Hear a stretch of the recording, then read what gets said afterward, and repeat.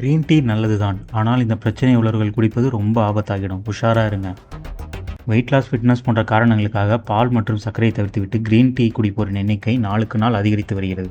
ஏனெனில் green tea குடிப்பது உடலுக்கு மிகவும் ஆரோக்கியமானது என கருதப்படுகிறது. கிரீன் டீ என்பது கேமலியா சினென்சிஸ் தாவரத்தின் இலைகளிலிருந்து தயாரிக்கப்படும் ஒரு பிரபலமான பானமாகும். கிரீன் டீயில் உள்ள கேட்டசின்கள் உடலின் கொழுப்பை எரிக்கும் திறனை அதிகரிக்கின்றன. கிரீன் டீயை தொடர்ந்து உட்கொள்வது வளர்ச்சிதை மாற்ற விகிதத்தை அதிகரிக்கிறது. பல ஆரோக்கிய நன்மைகள் இருந்த போதிலும் சிலருக்கு கிரீன் டீயால் பிரச்சனைகள் ஏற்பட வாய்ப்புள்ளது என சுகாதார நிபுணர்கள் கூறுகிறார்கள். அது என்ன என்று விரிவாக பார்க்கலாம். கிரீன் டீ என்பது வாயு, அமிலத்தன்மை மற்றும் அஜீரணம் போன்ற பிரச்சனைகளால் அவதிப்படுபவர்கள் கிரீன் டீ குடிக்கக்கூடாது. ஏனெனில் கிரீன் டீயில் உள்ள டானின்கள் வயிற்றில் அமில அளவை அதிகரிக்கின்றன. இது நெஞ்செரிச்சல், அமிலத்தன்மை அல்லது வயிற்று வலியை ஏற்படுத்தும். வெறும் வயிற்றில் குடித்தால் இந்த பிரச்சனை மோசமாக கூடும். கிரீன் டீயை அதிகமாக உட்கொள்வது தூக்கமின்மை மற்றும் தலைவலியை ஏற்படுத்தும். கிரீன் டீயில் காஃபின் உள்ளது.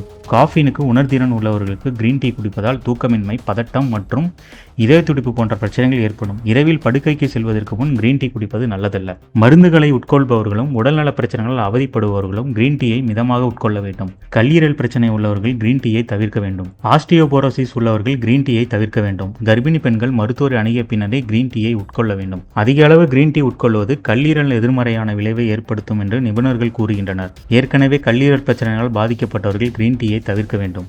கிரீன் டீயில் உள்ள டானின்கள் உடலில் இரும்பு சத்து உறிஞ்சப்படுவதை தடுக்கின்றன. எனவே இரத்த சோகையால் பாதிக்கப்பட்டவர்கள் கிரீன் டீயை தவிர்க்க வேண்டும்.